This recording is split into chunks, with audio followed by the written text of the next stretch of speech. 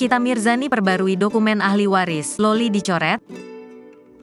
Perseteruan Nikita Mirzani dengan putrinya Loli kini merembet ke masalah keuangan. Padahal, mulanya Nikita Mirzani hanya tidak terima putri sulungnya itu membela sang mantan suami Antonio De Dola. Loli yang saat ini sedang bersekolah di London memang sempat diancam Nikita lagi dibiayai sekolah. Namun, siapa sangka ternyata ibu 3 anak tersebut tidak main-main dengan perkataannya. Di tengah konflik dengan Loli itu, Nikita Mirzani kabarnya telah memperbaharui daftar ahli waris hartanya.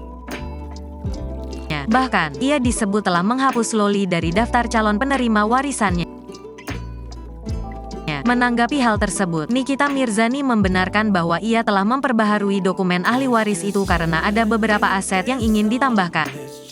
Kemudian ketika ditanya apakah nama Loli dihilangkan dari daftar tersebut, Nikita enggan menjawabnya dan hanya tertawa.